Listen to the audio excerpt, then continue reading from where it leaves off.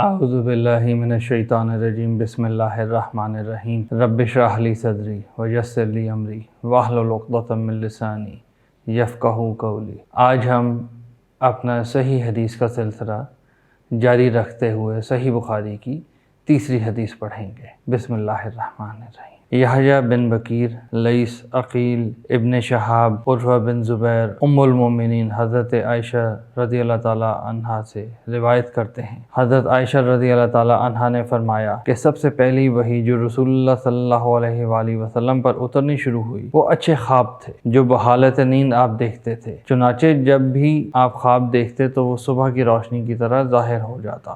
پھر تنہائی سے آپ کو محبت ہونے لگی اور غار حرا میں تنہا رہنے لگے، اور قبل اس کے کہ گھر والوں کے پاس آنے کا شوق ہو وہاں تہنس کیا کرتے۔ تہنس سے مراد ہے کئی راتیں عبادت کرنی، اور اس کے لیے توشہ لیتے۔ پھر حضرت خدیجہ رضی اللہ تعالیٰ عنہا کے پاس واپس آتے اور اسی طرح توشہ لیتے، یہاں تک کہ جب وہ غار حرا میں تھے حق آیا، چنانچہ ان کے پاس فرشتہ آیا اور کہا پڑھ۔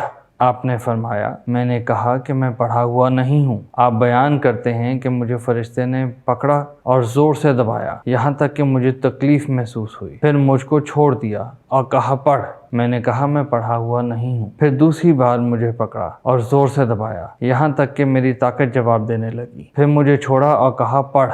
میں نے کہا میں پڑھا ہوا نہیں ہوں۔ آپ فرماتے ہیں کہ پھر تیسری بار پکڑ کر مجھے زور سے دبایا، پھر چھوڑ دیا اور کہا پڑھ، اپنے رب کے نام سے جس نے انسان کو بستہ خون سے پیدا کیا، پڑھ اور تیرا رب سب سے بزرگ ہے۔ رسول اللہ صلی اللہ علیہ وآلہ وسلم نے اس کو دہرایا اس حال میں کہ آپ کا دل کانپ رہا تھا۔ چنانچہ حضرت خدیجہ رضی اللہ تعالیٰ عنہا بنت خولید کے پاس آئے اور فرمایا کہ مجھے کمبل اڑھا دو، مجھے کمبل اڑھا دو، تو لوگوں نے کمبل اڑھا دیا یہاں تک کہ آپ کا ڈر جاتا رہا۔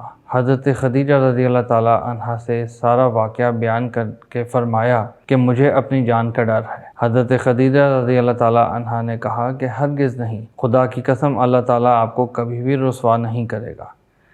آپ تو صلہ رحمی کرتے ہیں، ناتوانوں کا بوجھ اپنے اوپر لیتے ہیں، محتاجوں کے لیے کماتے ہیں، مہمان کی مہمان نوازی کرتے ہیں اور حق کی راہ میں مصیبتیں اٹھاتے ہیں۔ پھر حضرت خدیجہ رضی اللہ تعالیٰ عنہا کو لے کر ورقہ بن نوفل بن اسید بن عبد العزیٰ کے پاس گئیں، جو حضرت خدیجہ رضی اللہ تعالیٰ عنہا کے چچا زاد بھائی تھے، ایام جاہلیت میں نصرانی ہو گئے تھے اور عبرانی کتاب لکھا کرتے تھے، چنانچہ انجیل کو عبرانی زبان میں لکھا کرتے تھے، جس قدر اللہ چاہتا نابینا اور بوڑھے ہو گئے تھے۔ ان سے حضرت خدیجہ رضی اللہ تعالیٰ عنہا نے کہا اے میرے چچا زاد بھائی، اپنے بھتیجے کی بات سنو۔ آپ سے ورقہ نے کہا اے میرے بھتیجے تم کیا دیکھتے ہو؟ تو جو کچھ رسول اللہ صلی اللہ علیہ وآلہ وسلم نے دیکھا تھا بیان کر دیا۔ ورقہ نے آپ سے کہا کہ یہی وہ ناموس ہے جو اللہ تعالیٰ نے حضرت موسیٰ علیہ السلام پر نازل فرمایا تھا۔ کاش میں جوان ہوتا، کاش میں اس وقت تک زندہ رہتا جب تمہاری قوم تمہیں نکال دے گی۔ تو رسول اللہ صلی اللہ علیہ وآلہ وسلم نے فرمایا کیا وہ مجھے نکال دیں گے؟ ورقہ نے جواب دیا ہاں، جو چیز تو لے کر آیا ہے اس طرح کی چیز جو بھی لے کر آیا اس سے دشمنی کی گئی۔ اگر میں تیرا زمانہ پاؤں تو میں تیری پوری مدد کروں گا۔ پھر زیادہ زمانہ نہیں گزرا کہ ورقہ کا انتقال ہو گیا اور وحی کا آنا کچھ دنوں کے لیے بند ہو گیا۔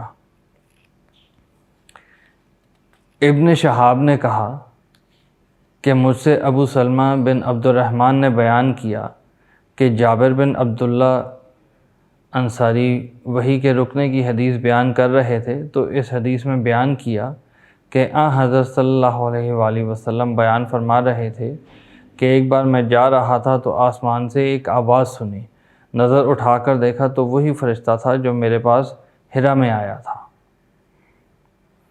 آسمان و زمین کے درمیان کرسی پر بیٹھا ہوا تھا، مجھ پر رعب طاری ہو گیا اور واپس لوٹ کر میں نے کہا مجھے کمبل اڑھا دو، مجھے کمبل اڑھا دو۔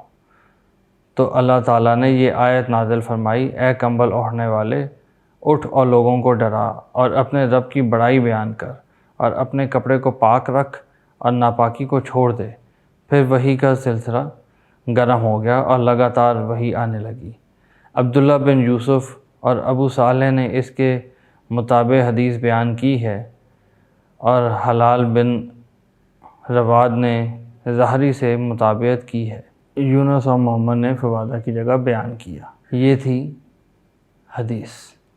اب اس کے سمجھنے کے لیے کچھ چیزیں جو کہ مفسرین نے اور گزرے ہوئے جو مترجم ہیں انہوں نے اس کے اندر نوٹ لکھے ہیں، وہ بھی ایک دو باتیں ہم پڑھ لیتے ہیں۔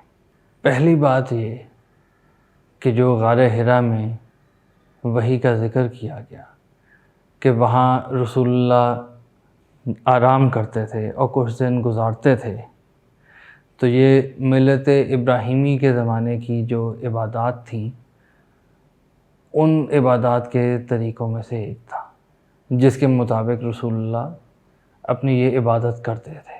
پھر جب ہم آگے آتے ہیں جہاں پہ ذکر ہوا پہلی وحی آنے کے بعد کہ رسول اللہ کو خوف طاری ہو گیا فرشتے کے آنے سے، اس کے متعلق مفسرین یہ کہتے ہیں کہ خوف اس لیے آیا کہ جو نبوت کے تقاضے ہیں کیا میں ان کے اوپر پورا بھی اتر سکوں گا یا نہیں، اور آخر میں جو وحی کے منقطع ہونے کا ذکر ہے، کچھ مفسرین اس میں علماء کرام ایسا کہتے ہیں کہ وحی کیونکہ آنا ایک سخت عمل ہے تو اس وجہ سے وحی کا سلسلہ شروع میں وقفے وقفے سے ہوتا تھا اور بعد میں ایک روانی اس میں آ گئی۔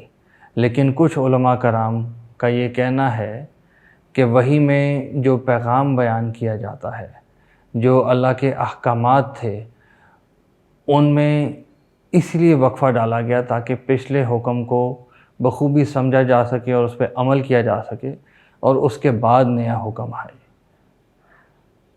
واللہ عالم اس میں صحیح رائے کس کی ہے، کیونکہ یہ تو صرف اللہ اور اللہ کے نبی ہی جانتے ہیں۔